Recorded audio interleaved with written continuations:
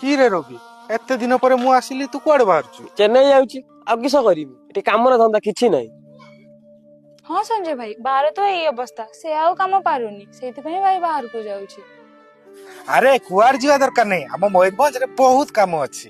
ତତେ ରବି କାମ ଧରେଇବା ଦାୟିତ୍ୱ ମୋର। ମୁଁ ବାହାରେ ରହି ଯାହା ସବୁ ପଢିଛି ସେ ସବୁ ଜ୍ଞାନ କୌଶଳ ଲଗେଇ ଯେମିତି ଆମର କୁଟୀର ଶିଳ୍ପ, ହସ୍ତତନ୍ତ ଆଦିକୁ ଜିଲ୍ଲା, ରାଜ୍ୟ ତଥା ଦେଶ ବାହାରକୁ ମଧ୍ୟ ପଠାଇ ପାରିବା ଆଉ ଭଲ ପଇସା ପାଇପାରିବା। ଆଇଲେ ଫୁଟାଣିଆଟା ବାବା, 7 ପୁରୁଷ ବେଠି ଗୋଟି ଆସୁଛନ୍ତି ତ କାଲିକା ଛୁଆ କୁ 2 ଅକ୍ଷର ପାଠ ପଢିଲୁ କି ନାହିଁ ମନେ ମନେ କେଦାଡି ପକେଇବୁ। लो बा, ଯୁଗ ଆଗଉଛି, ଆମକୁ ବି ଆଗେଇବାକୁ ପଡିବ। ହେଲେ ସଞ୍ଜୟ ଭାଇ କେମିତି? ଆମେ ତ ଗାଁର ସିଧା ସାଧା ମଫସଲିଆ ଲୋକ, ଆମେ କିସ କରିପାରିବା ଯେ? ଆରେ ଆମେ ସିନା ଗାଁର ଲୋକ, ହେଲେ ଆମ ପାଖରେ ତ ଫୋନ ଅଛି, ସେଇ ଫୋନ ହିଁ ଆମକୁ ଆଗକୁ ବଢେଇବ। ହେଁ, ଫୋନ କିସ ହବ ଯେ? ସବୁ ହବ। ଆଚ୍ଛା ରବି, ତତେ କାମ ଦରକାର ନା? ଚାଲ ମୁଁ ତତେ ଦେଖୁଛି, ତୁ ଯୋଉ କାମ ପାରିବୁ ନିଜେ ବାଛିବୁ।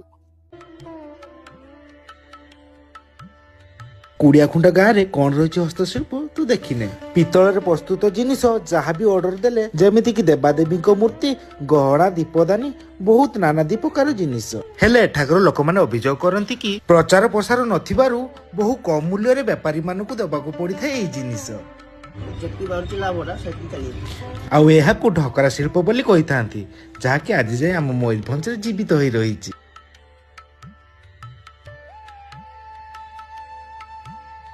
ଏଇଠି ଆମ ଖଜୁର ପାଲରେ ଝାଡୁ ପ୍ରସ୍ତୁତ ହଉଛି। ଦେଖ, ଆମ ବାଉଁଶରେ ବହୁତ ସାରା ଜିନିଷ ତିଆରି ହଉଛି ମୟୂରଭଞ୍ଜରେ। କେତେ କଷ୍ଟ କରି ମାଟିରେ ତିଆରି କରିଥିବା ଘରୋଇ ଉପକରଣ, ଯାହାକି ଆଜିର ଲୋକେ ଭୁଲି ଗଲେଣି। ଦେଖ, ଏଠି ଆମର ହାତରେ ତିଆରି ବସ୍ତ୍ର ବି ତିଆରି କରାଯାଏ। ଆରେ ଜାଣିଛୁ, ଏଇ ସବୁ କାମ ସହ ତୁ ଚାହିଁଲେ ଫୋନରେ ବ୍ଲଗିଂ କରି ଆମ ମୟୂରଭଞ୍ଜର ପର୍ଯ୍ୟଟନ ସ୍ଥଳୀ ଆଉ ଐତିହ୍ୟସ୍ଥଳୀ, ତା ସହ ଆମର କାରୁକାର୍ଯ୍ୟ ଓ ଖାଦ୍ୟପେୟ ଆଦିକୁ ସାରା ଦୁନିଆକୁ ଦେଖେଇ ପାରିବୁ। ଏହା ଦ୍ୱାରା ପର୍ଯ୍ୟଟକ ବି ଆସିବେ, ବେପାର ବାଣିଜ୍ୟ ବଢିବା ସହ ସରକାର ବି ବାଧ୍ୟ ହେବେ ଆମ ପର୍ଯ୍ୟଟନ ସ୍ଥଳୀ ମାନଙ୍କର ବିକାଶ କରିବା ପାଇଁ। ତୁ ବି ଏମିତି ଭିଡିଓ ମାଧ୍ୟମରେ 2 ପଇସା କମେଇ ପାରିବୁ। ଇରେ ବାଳୁଗା, କାମ ପାଇଲୁ? ହଁ ଲୋ ବା, କାମ ହିଁ ପାଇଲି, ଅନ୍ୟମାନେ କେମିତି କାମ କରିବେ ତାହା ବି ଜାଣିଲି। ହଁ, କିସ ଏମିତି କରିଦେଲୁ କି ସଞ୍ଜୟ ଭାଇ? ଆଲୋ ମୁଁ କରିନିଲୋ, ଆମେ ସମସ୍ତେ ମିଶିକି କରିବା।